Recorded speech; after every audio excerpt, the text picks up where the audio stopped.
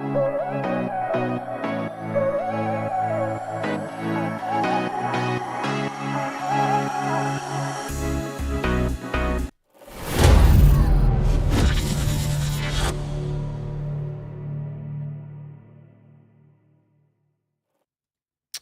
right, we are live once again. Welcome, everyone. As I get my chat online here, as I decided to take a dive off the deep end. It's glad to be with you all today. It's, I think, day 3 now of attempting to continue to do this while my voice still recovers post-flu. Here we go. Here's chat. Pulling it up now. All right, so I had a number of stories kind of on the the back burner here and deciding which one to go with. And this woman, this cat, Abughazaleh, is getting indicted, and she's a Democrat candidate, congressional candidate, because she was involved in a, let's just say, less than nice protest where they attempted to stop ICE agents from doing their job. And so now she is finding herself under the gun of the Trump administration and, of course, is not thrilled about that. But, of course, we can just say, so sad, too bad, maybe don't break the law next time. This is her, in case you don't know who she is. This is her little self-promotion prior to what we're seeing now. And This is a Media Matters activist, which I'll get into Media Matters if you're not familiar with them, but this is who she is. Dismantling our country piece by piece.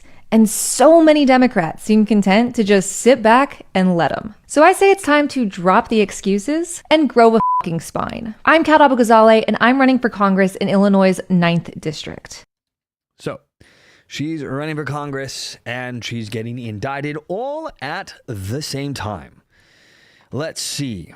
Now, for those who don't know who Media Matters is, Media Matters for America is a vile organization. These are one of the OGs, along with MoveOn.org, in the beginning stages of cancel culture. This was back in the 90s, when it first got its start. Media Matters did, and they had help from MoveOn.org. It was another branch for them to play the cancellation game. And what they would do is they would go after advertisers as a way to defund you. This was par for the course. And this is, of course, before social media took over. So you're talking the early 2000s when they really got going.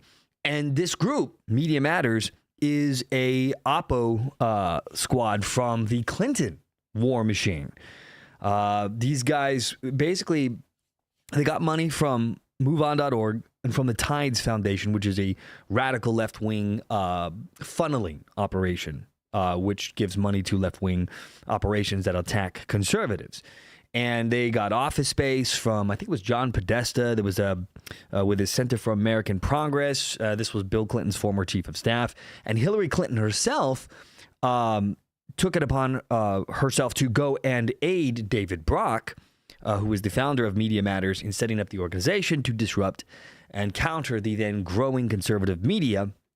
Think talk radio, think the creation of Fox News, things that were breaking the monopoly that the left had for decades on what the public was hearing in the news sector, which was crucial in their maintaining control. And the Democrat Party had maintained control for decades. They had, I think, 40 years in power in the House of Representatives before the Republicans took it back with Newt Gingrich and the boys with their Contract for America, following a massive scandal where you had a bunch of Democrat House members basically embezzling money. And Media Matters, to give you a flavor for who they were, this was, they smeared a lot of people, and they had a lot of campaigns to eliminate competition. One of the first that I remember was there was a talk radio, the talk radio host in America, probably in the world, Rush Limbaugh, back in 2007. There was some drama. You had anti-war veterans starting to crop up. The war in Iraq wasn't going so well. And so you had a guy named Jesse Macbeth. He was a fraudster who was lying about his service.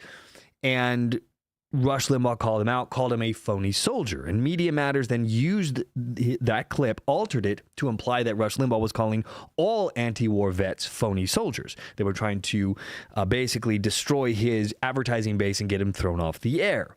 And of course, eventually it would all come out. The full transcript showed that Rush Limbaugh was only targeting fakers like Macbeth, who was working with the Democrat Party to try and upend George W. Bush's presidency. But at the time, it was a huge news cycle, and Media Matters helped bring this about. And it was by no means their last. They've gone up to Tucker Carlson and a bunch of others. Basically, anyone conservative was being targeted. Wendy says, what did they catch the dweeb doing? Blocking federal vehicles, which I will show us the video. I think I have it here on tap. So let's take a look at this little pinhead here. I think, let's see if I have, and we'll also, she also came out with a statement where she's defending herself. Here we go. So this is a clip that she herself posted. And they were doing things like carving the word pig on the car. And this is them actively blocking ICE from leaving, which, again, is a federal crime to block a federal agent in their duties. Up with liberation! Down with deportation! Up with liberation! They surrounded this ICE vehicle so as to not let them leave. This was, I think, before the car crashing attack, which happened, I think, like a week or two later, where you had other people coming in and run into ICE vehicles and then try to block them. These guys were just surrounding them and trying to not let them leave. And there is our young little lady right there. Down with deportation! Down with deportation! Up with liberation! And they would go on to carve things into the car and basically damage it and so on and so forth. This is my memory of what I saw when this first happened. So let's go to the Post-Millennial. This is a conservative news outlet talking about this breaking news. Former Media Matters activist and current Dem congressional candidate Kat Abughazaleh indicted by feds for violent ICE protest in Chicago suburb. She said in her defense that I'd been charged in a federal indictment sought by the Department of Justice. This political prosecution is an attack on all of our First Amendment rights. First of all, First Amendment does not apply for criminal activity and violence. It has never applied.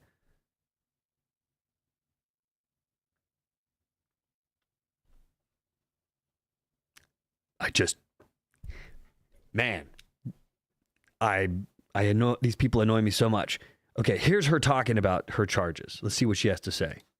My name is Kat Abughazaleh. I'm running for Congress in the 9th District of Illinois. And the Department of Justice is charging 6 people, including myself, with federal crimes for exercising our First Amendment rights near ICE's Broadview processing center.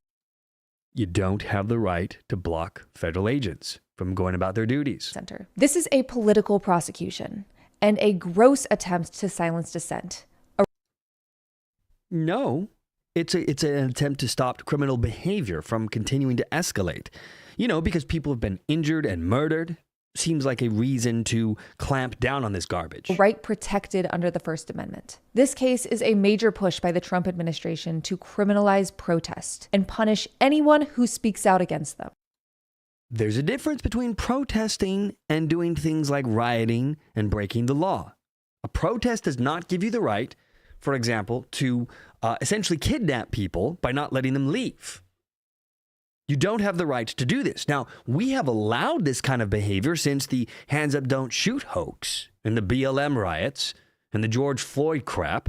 We've been putting up with that kind of behavior and allowing it to codify, where little pinheads like this think that it's just par for the course, that we get to break the law because we're protesting. That's why I'm going to fight these unjust charges, but I need your help to do it. As I and others... She needs help. How much do you want to bet it's going to be money? Others have exercised our First Amendment rights. ICE has hit, dragged, thrown, shot with pepper balls, and tear gassed hundreds of protesters. People who were breaking the law. Simply because we had the gall to say that masked men coming into our communities, abducting our neighbors. Masked men. She's trying to imply that this is a bad thing. But, of course, the reason why they're masked is... Little drum roll, please, here. 1,000% increase of attacks on ICE agents. You have threatening leftists doxing them and their families with the sole intention of intimidating them into not doing their jobs, which is illegal, by the way. But it happens daily. And so they were forced to become masked. There's no ifs, there's no ands, and there's no buts about it. But of course, she's not going to explain that, and she doesn't care. As long as she gets her way. And terrorizing us cannot be. They're not terrorizing us unless you are implying you are an illegal immigrant yourself. The only people who would be terrorized by ICE coming into the neighborhoods are those who, are here illegally and or committing crimes when they happen to be questioned or cornered by ICE. And terrorizing us cannot be our new normal. And because it doesn't have to be. It's called get the hell out the way and let the law be exercised. Let the 25 to 30 million non-citizens who are currently infesting this country illegally, breaking our laws on a daily basis, let them be rooted out, thrown out, get the hell out the way, and guess what? No terrorizing needed. No problem. This is democracy. This is representative republic in action. Overwhelmingly, the American people have voted for this. The only people here who are acting in an authoritarian manner are little douche nozzles like this cat lady. Because Chicago doesn't back down from bullies in masks who tear gas our neighborhoods, this administration has resorted to weaponizing the federal justice system to scare us. Okay. Using the DOJ to enforce the law. Sorry. It was about time. Into silence. But we're not going to be silent. The Trump administration wants you to be afraid of speaking out against it, and it's... No, they don't care about that. They want you to not be a violent piece of shit. They don't want you to commit crimes. They don't want you to try and assassinate people.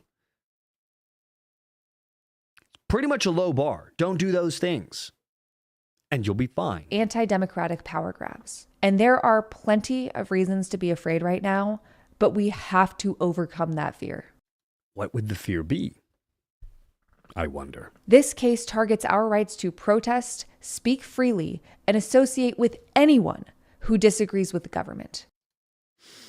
No, it doesn't do any of those things outside of maybe not aligning yourself with a terrorist organization like Antifa.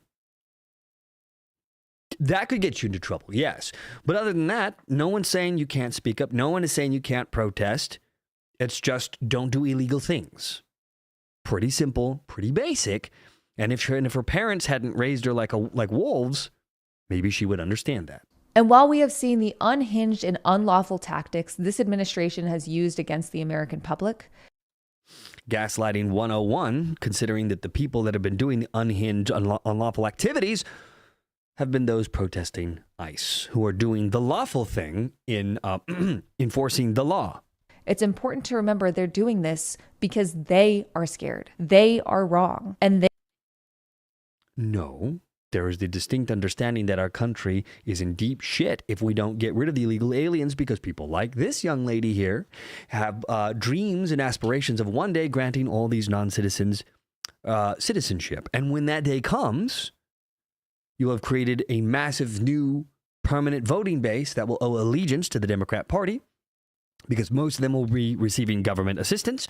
And people who receive government assistance, well, they tend to vote for the party that gives them the most stuff. And we've already seen what happened in California back in the 1980s, where California was flipped deep, deep, deep blue after our first round of amnesty of nearly 3 million. They know they are on the wrong side of history. We cannot diminish ourselves in the face of these attacks. That's why we have to unite and stand up for humanity, our rights, and everyone terrorized. Whose rights and what rights? Whatever. By Trump's lawless secret police. You'll be hearing regular updates directly from me about this case and how we can use our constitutional rights to resist authoritarianism. And as scary as all of this, You know, it's ironic. They talk about authoritarianism all the time. But the people voted for what's happening here. Trump didn't pull a bait and switch. He was very clear that illegal immigration was going to be expunged, that we would do mass deportation. He was voted in on those grounds. So the people doing the authoritarian actions are those trying to stop the will of the American people from being enforced. He was democratically elected, representative republic. Everything was done by the books in the least authoritarian manner possible, which means that the only people that are trying to enforce some kind of authoritarian weirdness is people like Kat here. But I think she's probably too dumb to know that. Just a guess. Wendy says she thinks scratching words on a car is freedom of speech. Yeah, I genuinely bet she does. I think she's too stupid to know that what she's doing is entirely illegal. It would not surprise me at all. She either knows what she's doing and she's gaslighting the crap out of everyone, right?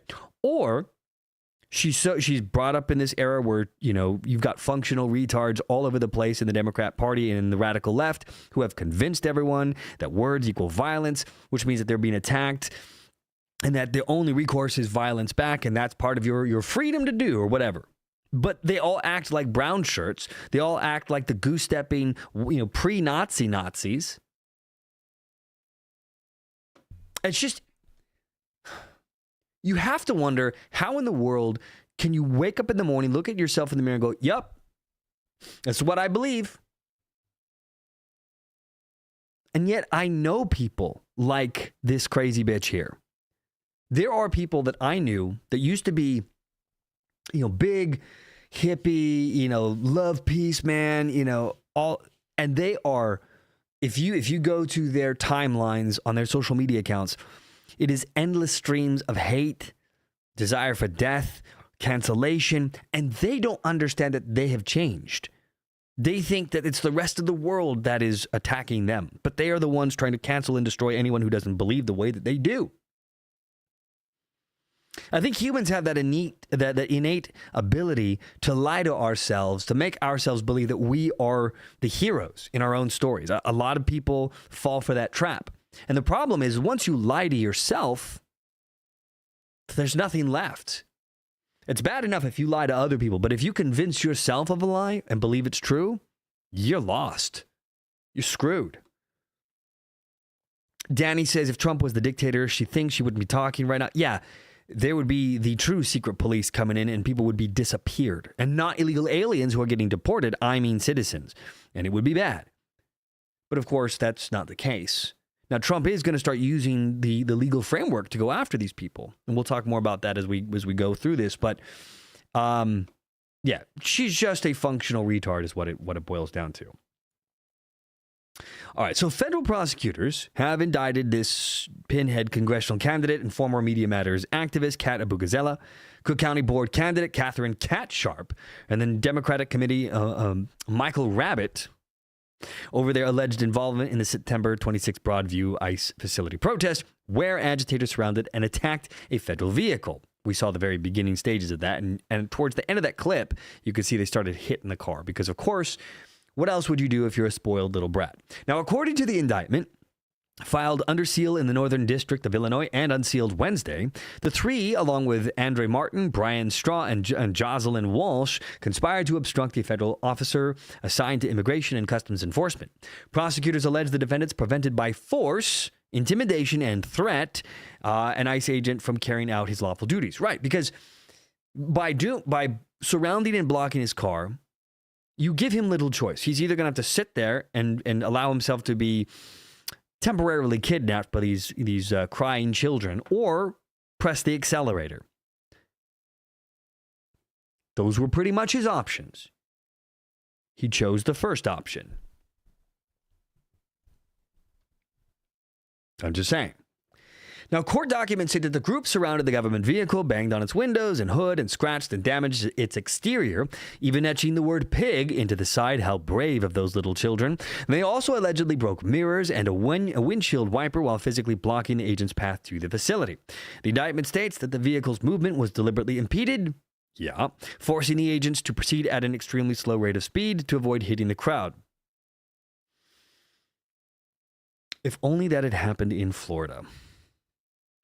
Now, in a video posted to X, Abughazaleh said, "I have been charged in a federal indictment, which we saw sought by the Department of Justice." Blah, blah, blah. Now, and she went on to say that the Broadview facility used for processing illegal immigrants detained in the Chicago area has been the site of ongoing weekly demonstrations by anti-ICE activists. And has been the site of ongoing weekly demonstrations by anti-ICE activists. The September 26th protest turned violent after agitators blocked entry to the site, prompting officers to deploy pepper balls and tear gas to disperse the unruly mob.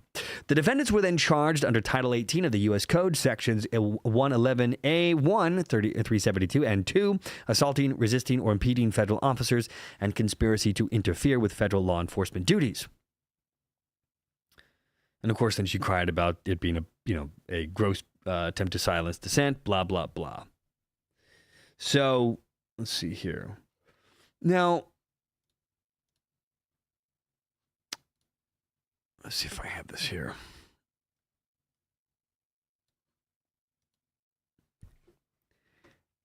Now, here's the thing. I think, and Becca says jail the trash. I agree with you, Becca. And I think you have to start ramping things up to 11.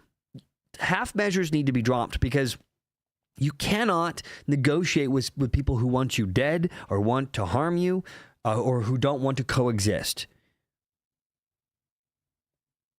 Us getting along was having elections.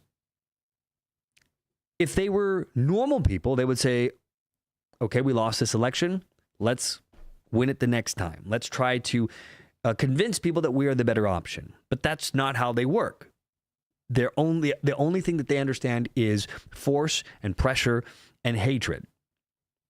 So I think the only way to deal with this current crop of radical leftists who crave violence is to crush them completely, utterly. No mercy, prosecute these people with the harshest punishments you can possibly get. They cannot be negotiated with. All they want to do is escalate the violence. And if you don't come down hard on them, they'll eventually achieve that craved for violence. It's eventually going to get out of hand to where you can't stop it if you don't put an end to it. And as long as there's half measures in there where people will get arrested, then get released, then they're not going to be afraid. It'll be a badge of honor to go to jail. Oh, yeah, I got totally arrested, man. But I got let out. No, it was cool. I was part of the movement.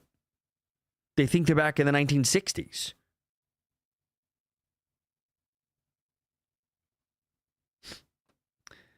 Another worldview is possible says, can someone point to where the Constitution, law enforcement is a federal duty? How about the right to assemble and seek redress to grievances?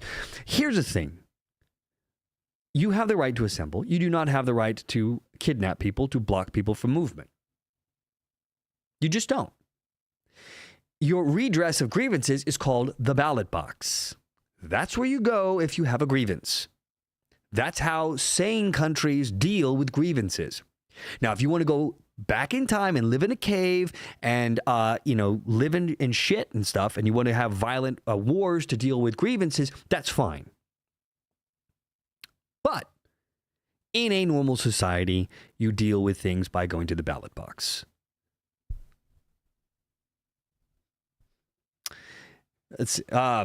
And look, I get it. I hear you crying and screaming about freedom of speech. But this is not about freedom of speech. Freedom of speech does not include violence. It does not include illegal activity. It does not include breaking the law. It does not include burning down your cities. If you believe that, you can go F yourself. You don't belong in a polite society. That's all there's to it. Now, the good news is that Antifa has been designated as a terror organization. So there is movement in the right direction by the Trump administration to ramp things up. And I think at some point we're going to start to see some fruit of that labor coming out. I mean, it's only been, what, 4 or 5 weeks since the designation, but there have been a few charges that have begun. And I think the first one was October 16th, I think. You had 2 scumbags. It was Cameron Arnold and Zachary Evans. These guys attacked the Texas Prairie Land Detention Center. So they're getting terror charges. And then about 9 days ago, I think, you had a couple of protesters who blocked ICE, like these crazy people did here with Kat Abughazaleh. They're also getting terror charges added to their crimes, which means much longer prison sentences. So that's important. And then this is this is from the New York Times talking about this, where there are movements in the right direction for introducing terror into charges here. And I think this needs to ramp up. You need to make people afraid to go beyond protesting. Because it's been 15 years where we have tolerated childish, stupid behavior, and it's just gotten to the point where you can't allow it anymore. So this is the New York Times, left-wing rag. Terror charges against Antifa cell show administration's focus on the left. You mean focus on terror and stupid people and people that are violent. This is a long time coming. We've had to put up with this crap since BLM and Antifa, the hate groups and now the terror groups, tried to shut down our political system. I don't know if you guys remember Chicago. Trump had a rally that had to be canceled. I don't think that it ever happened, at least not in my lifetime, during a political presidential season, that a president had to abandon a rally because you had jackbooted thugs pretending to be little goose-stepping Gestapo types, the brown shirts, blocking people from attending. And there was the threat of violence that was so bad that Trump was talked out of doing his rally. I think that was actually one of the defining moments that helped him win in 2016. But that was a Rubicon that was already crossed, and it should have been dealt with then, but of course it didn't. Now, President Trump has spoken at times of Antifa as though it was a clear-cut extremist organization. Yeah, it's a freaking retarded organization that has but one purpose: to intimidate, to threaten, and eventually to kill those who get in their way. But the movement is decentralized. What a fucking dumb thing to say. Collection of loosely affiliated groups. That doesn't mean that they don't have organizations. That doesn't mean that they don't have leadership. And believe you me, when all is said and done, we're going to find out that, oh, golly gosh, gee, they do. Federal prosecutors on Thursday unsealed terror charges against 2 men accused of attacking an immigration detention center outside Dallas this summer as part of what is described as a heavily armed cell of the far-left movement known as Antifa. The indictment brought against the men, Cameron Arnold and Zachary Evans, okay, so I was right with the names, appear to be the first time that terror charges had been filed against anyone said to be associated with Antifa, which the Trump administration has repeatedly vowed to crack down on in recent weeks, and I say about freaking time. Attorney General Pam Bondi announced the charges, which were filed in federal district court in Fort Worth, in a brief social media post. She said, as the president has made clear, Antifa is a left-wing terror organization, and they will be prosecuted as such. A separate shooting at an immigration facility in Dallas last month left 2 detainees dead. The gunman, Joshua John, shot and killed himself. And last month, President Trump signed an executive order targeting Antifa, which takes its name from its anti-fascist political alignment, aka fascist people pretending to not be fascist by saying we're anti-fascists. Your classic gaslighting weirdos. The order threatened to undertake investigatory and prosecutorial action against those who financially support the leftist movement, and also said that Mr. Trump... I forgot about the New York Times. The New York Times and NBC have this in common. They are so butthurt about Donald Trump. They are suffering from so much TDS, they can't actually bring themselves to call him President Trump. And they like to use the term Mr. Trump. Now, here they actually used it. But with NBC, I forget the name of the writer. I've reacted to a bunch of his news articles over this year. And my God, he can't say it. He has to say Mr. Trump. Anyway, was declaring Antifa a domestic terror organization. By the way, there is a move now to shift that from domestic terror to foreign terror. because of funding coming from overseas, which would be delicious because that would ramp up the tool set that the Trump administration would have to come after them with 10 toes down.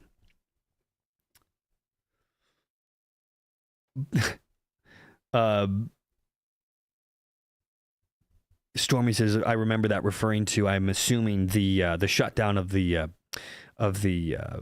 Trump rally. Yeah. And that, when that happened, I knew right then and there that Trump was going to win. I remember telling, because I was working out of New Orleans at the time, and there was a friend of mine, he was an actor, and I'd been helping him get in shape for a movie. And we were discussing this. He was originally from New York. And I put in that prediction right then and there. I was like, there's no way the American people are going to accept our political norms reaching a point where we can't have our process anymore. We're just going to shut it down with hate and fear. You know, who knew that it was going to get so much worse, of course. But yeah. You don't have to have a Grand Lodge hounding out charters or badges. Another world. I mean, what crack are you smoking?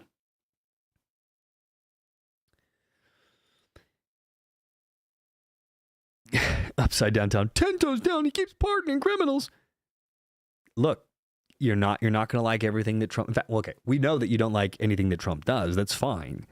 But that doesn't mean that he's not going to go after his political enemies. Don't forget, if the Democrat Party hadn't been run by functional retards, if they had had any sort of working brain left among them, they would have just let Trump ride off into the sunset. But they didn't want there to be another Trump down the road. They didn't want another billionaire to get ideas of grandeur. And so the decision was made to prosecute him. So when they went from them running him out of office in 2020 to let's destroy you, your family, your legacy, strip everything away from you so that you have nothing left, your family is beggars, and you spend the rest of your days in prison, maybe we'll even execute you at some point, they made sure that Donald Trump would have revenge on the brain and would absolutely run again. I mean, it was the dumbest thing I'd ever seen. I don't think he would have run again had they just left him the hell alone. But I think they truly believed that there was no way that they were going to lose. And it was tactical error after tactical error. And then even waiting to the last minute to do the whole criminal charges bullshit, that only made him seem sexier. And it helped the black community glom onto him. For those last 6 months after his mugshot, everyone that I talked to from the black community was either neutral about him or had become pro-Trump because they said, you know what? Maybe he's one of us. Maybe he isn't so bad. It backfired so spectacularly. Just crazy. Now, here's the thing. So I was talking about half measures, okay? And I do think that we're going to see a big ramp up here. This is from The Guardian. It looks like you're going to have 20,000 National Guards being trained to start carrying out efforts to subdue civil unrest. I think it's both for the short term and also for the long term. Because the left right now has been losing their damn minds and they're becoming increasingly violent. And I think if it looks like they're going to get destroyed in the midterms, I would expect there to be a civil unrest. Not predicting it, but it wouldn't surprise me. So this is The Guardian. Revealed. Pentagon is ordering states' National Guards to form quick reaction forces for crowd control. Oh no. Pentagon memo details plan to train over 20,000 National Guards across the U.S. to carry out Trump's order on subduing civil unrest. Oh my, what have we here? A top U.S. military official has ordered the National Guards of all 50 U.S. states, the District of Columbia, and U.S. territories to form quick reaction forces trained in riot control. Oh no, including the use of batons, body shields, tasers, and pepper spray, according to an internal Pentagon directive reviewed by The Guardian. The memo, signed on October 8th by Major General Ronald Burkett, the Director of Operations for the Pentagon's National Guard Bureau, sets thresholds for the size of the quick reaction force to be trained in each state, with most states required to train 500 National Guard members for a total of 23,500 troops nationwide. As authority, Burkett cited Donald Trump's August executive order that deployed the Guard to fight crime in Washington, D.C. The same order required the Secretary of Defense to create the Secretary of War to create a standing National Guard quick reaction force available for rapid nationwide deployment in, quote, quelling civil disturbances. My, oh my. And believe you me, I think this is a good thing. What accusations are you talking about, Town? Nothing I'm saying is actually addressing any of the accusations. You're speaking nonsense here. Use your words, put on your big boy pants, and if you have an accusation to make, go ahead and make it. Anyway, Janessa Goldbeck, a former U.S. Marine Corps captain and chief executive of the Vet Voice Foundation, a nonprofit advocacy group, said the order represented an attempt by the president to normalize a national militarized police force. Guess what? This isn't new. Janessa Goldbeck. None of this is new. It seems funny to me that the Democrat Party seems to always be on the wrong side of history when it comes to this crap. Does anyone remember the Jim Crow laws, the KKK, all products of our wonderful, mysterious Democrat Party who knows no bounds of love and adoration for the people, except for black people, when they got out of hand? And the federal government had to slap a few Democrat states around like little bad children and enforce desegregation. The left is right back there again. This time, it's the illegal aliens, the infestation people. There's an attempt to run a coup on the country by giving mass amnesty. 9 attempts at amnesty since 2000. We've already seen what happens when you get mass amnesty. 70% tend to vote Democrat because most people who come here illegally do so because they are of lower socioeconomic class who can't go through the normal legal channels, and they tend to need government assistance. What do you think happened to California? So this being ended, this illegal forever problem that we've been having since the 80s,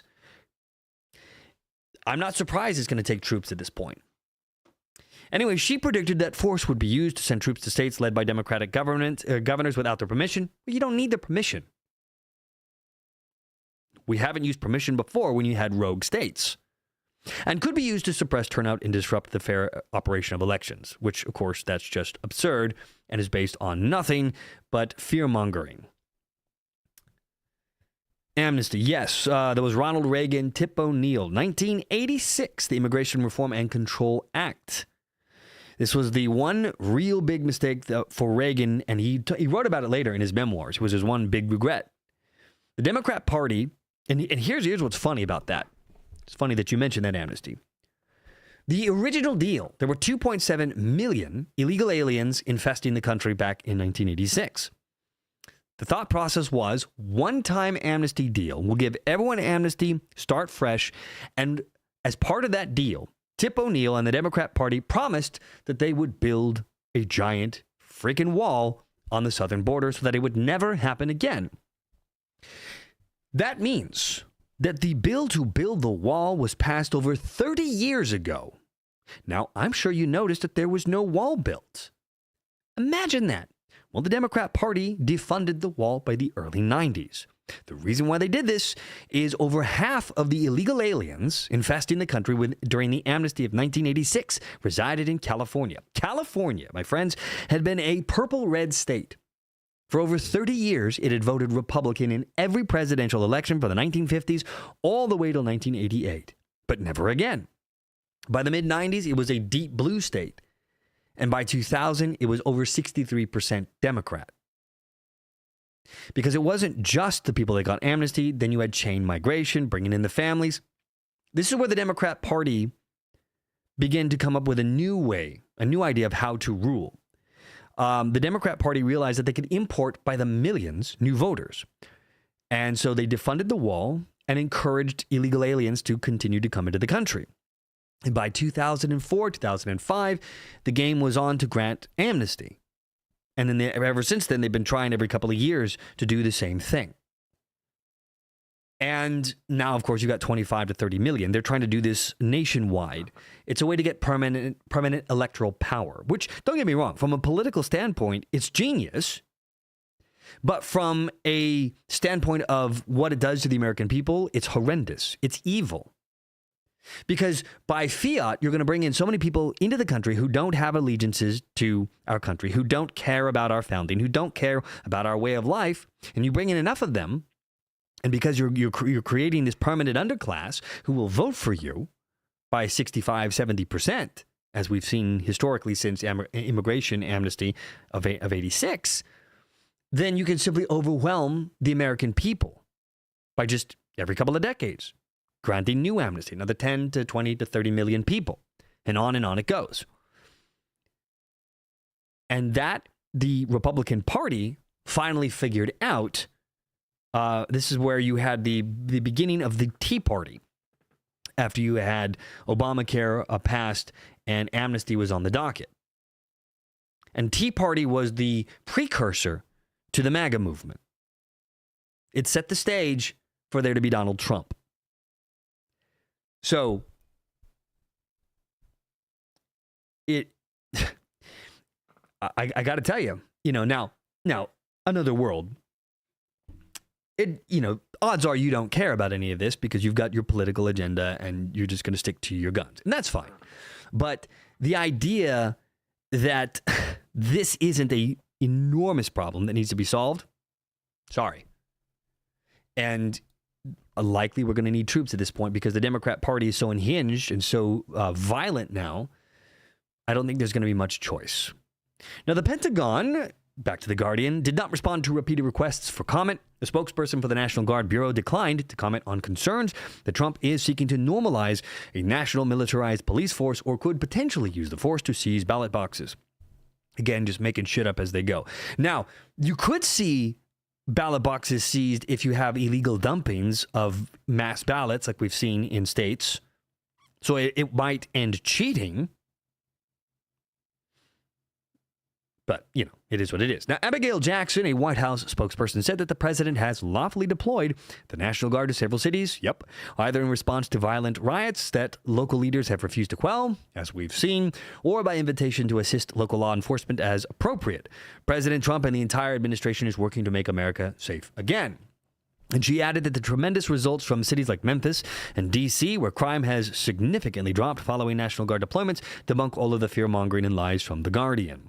The October 8th memo said that the Pentagon will deploy military trainers to every state and U.S. territories as far away as Guam, with the goal of making the quick reaction forces operational by the beginning of 2026. And don't forget, there's also likely going to be mass deportations on the way. Year one has been the year of dealing with the rogue courts, the corrupt judges. We've seen this back and forth, and we've seen that the Supreme Court inevitably unwinds a lot of what these corrupt judges have been doing to stop Trump. It doesn't keep them from continuing the battle, but I think it's a losing game for the courts. And now we're seeing the purge of ICE, which I didn't have it on the agenda here to talk about today, but ICE is having a big shakeup right now. Those people running their squadron, so to speak, within ICE who aren't meeting the deportation goals are getting ousted and reorganized. So you can expect, because don't forget too, there's another 10 to 20,000 ICE agents being hired and trained. There's going to be a massive ramp up in deportations of the criminal alien. So the troops, I think, will also end up being used to help that happen. And likely they'll be used to ensure that ICE can continue to move in and raid these cities one by one until they eradicate the infestation. Now, among other things, the troops are to be trained how to form squad-sized riot control formation and how to employ the riot baton, blah, blah, blah. and then each state is to report monthly on its progress. Another Pentagon document reviewed by The Guardian, dated back on September 24th, mandated the creation of specialized military police battalion within the District of Columbia National Guard that is dedicated to ensuring safety and public order in the nation's capital as the circumstances may necessitate. And yada, yada, yada. So that is coming. So mass deportation, my friends, I think is on the way.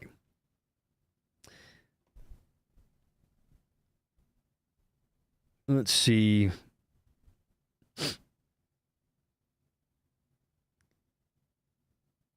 Pardon, Joe. If Obama sent military to every state, your head would explode.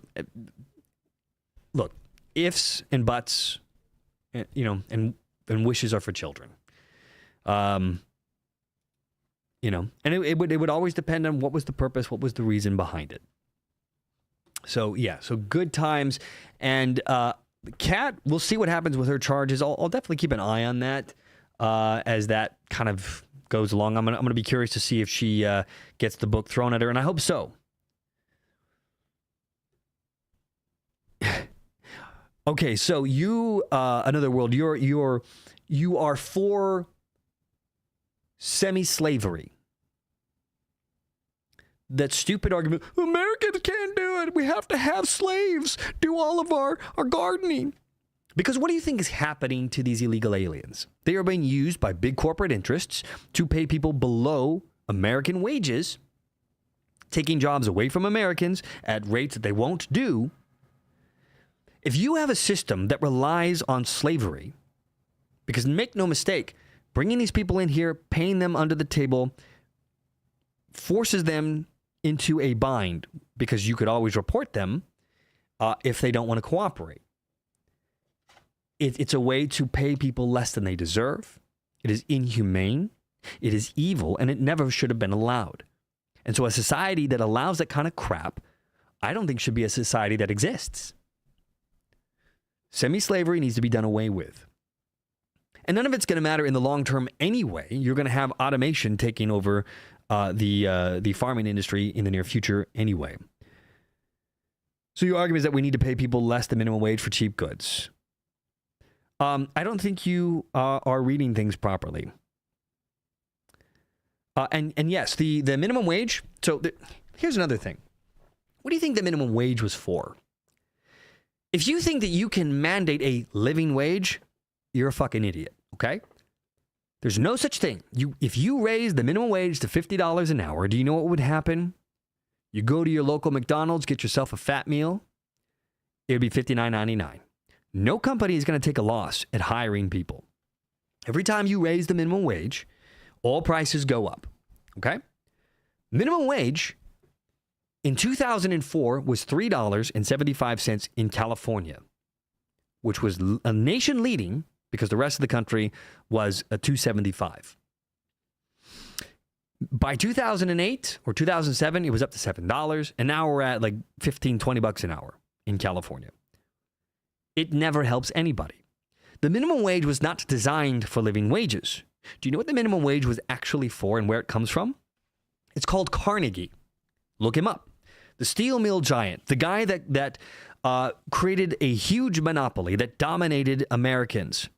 And he did this. He wiped out all the steel companies by hiring Chinese people, paying them nothing, something like 15 to 18 cents a day for 20-hour workdays, 7 days a week, no time off, including children. He would work you to death. Minimum wage was designed to have a bare minimum that was higher than these third world shithole countries where these people were coming from, who were so desperate that they would work these horrifying work conditions because it was still better than where they came from. But it was too low for an American to work. Minimum wage is designed to keep foreign companies or foreign countries from sending in their garbage into our countries, which will then lower the wages for everyone around. It's not designed to make a living wage.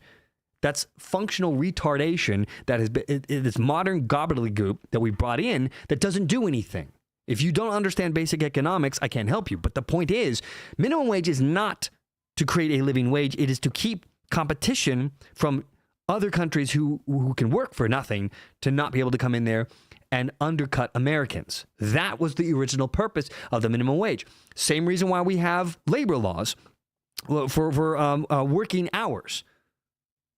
It's also why we have child labor laws. All of this stuff relates to Carnegie. Okay? It's been bastardized and used by the Democrat Party to propagandize low information people who don't know any better to say, oh, golly gosh, gee, we're going to get ourselves a living wage. And of course, it never works. You can't raise the minimum wage your way out of poverty. That's never going to be how that works.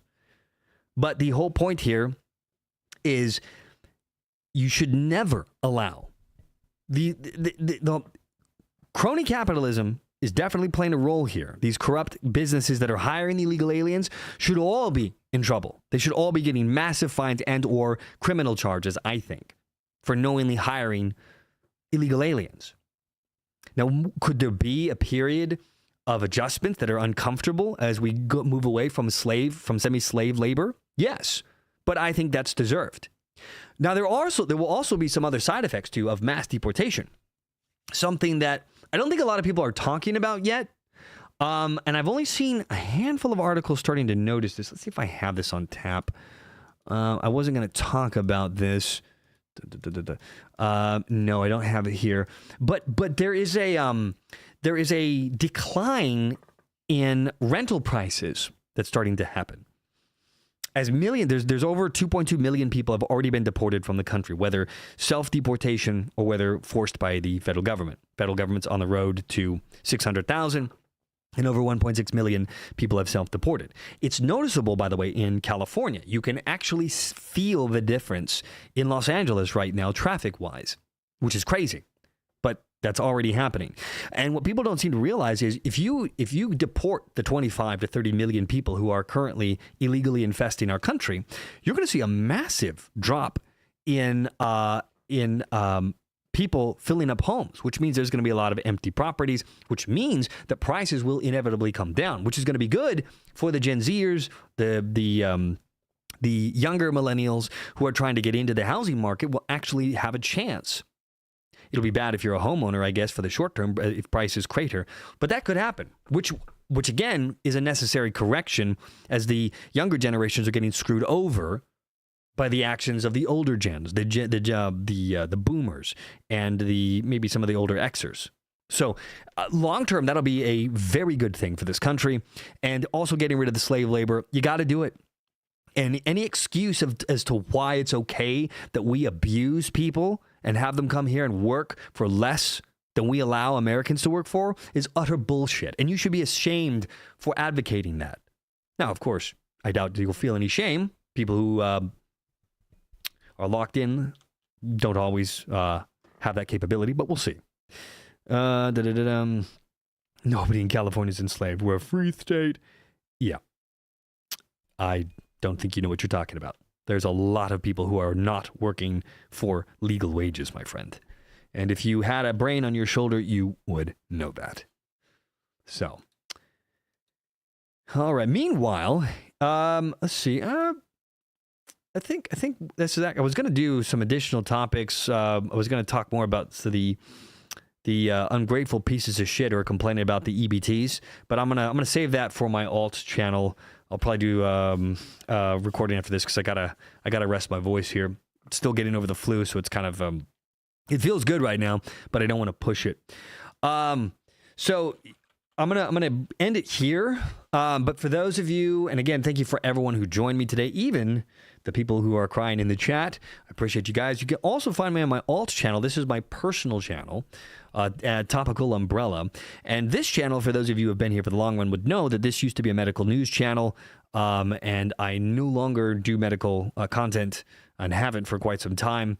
And but this is my personal project. A lot more sarcasm and humor.